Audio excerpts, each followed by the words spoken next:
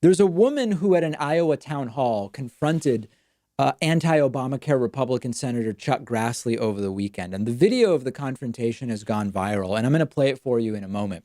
But to set it up, one of the saddest things about conservative, strict father morality in the United States is the complete and total lack of empathy that pervades right-wing elected officials who sort of subscribe to that political philosophy or ideology. And there are all these stories we've heard over the years of a homophobic anti-gay Republican who learned their child's gay and suddenly they have a change of heart. They're no longer as anti-gay. They're no longer as opposed to gay adoption or gay marriage or whatever.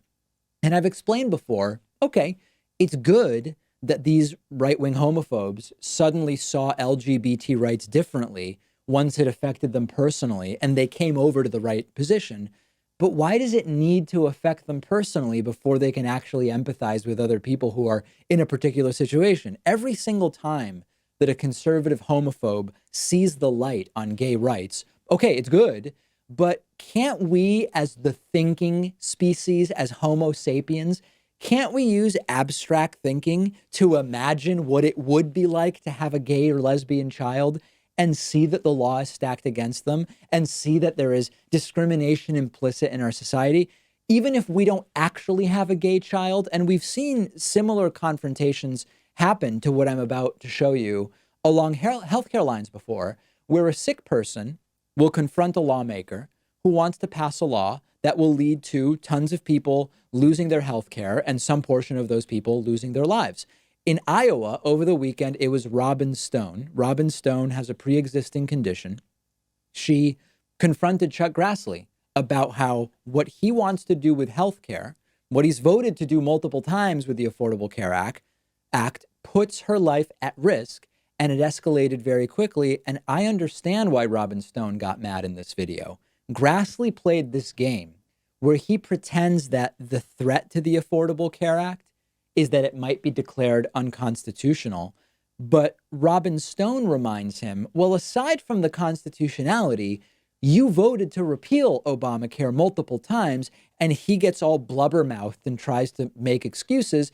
And then he actually, if you're watching, you'll see him lean over and start to berate this woman as if she's the stupid one, even though it's his position and his party's position that is unconscionable here. Take a look at the video.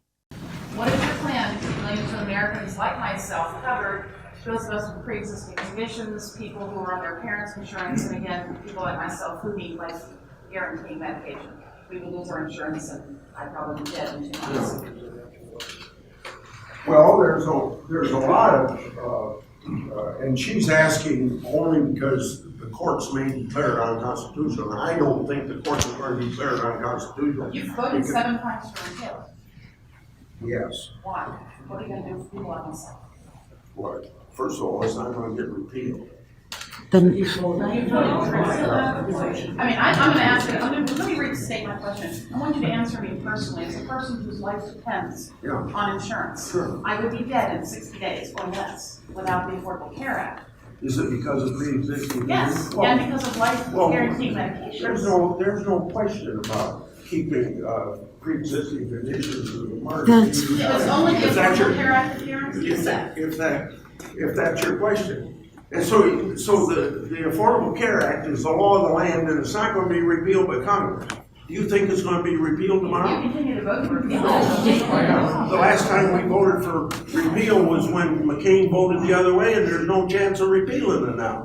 Besides, if we pass it in the Senate, we'll get it through the United States House of Representatives. So what are you worried about? I've been right to keep voting to repeal. You're threatening my life. Chuck Grassley is calming her down by saying, don't worry, you'll get treatment for your pre-existing condition and you'll get your medications because we have Obamacare. And she's saying, that's what I'm confronting you about.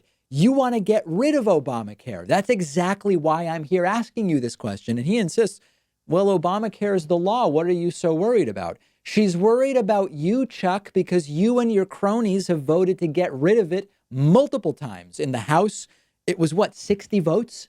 In the Senate, many votes. She says 7. I don't know the exact number. And meanwhile, and this is, I mean, let this thing sink in for a moment, the sickness of this.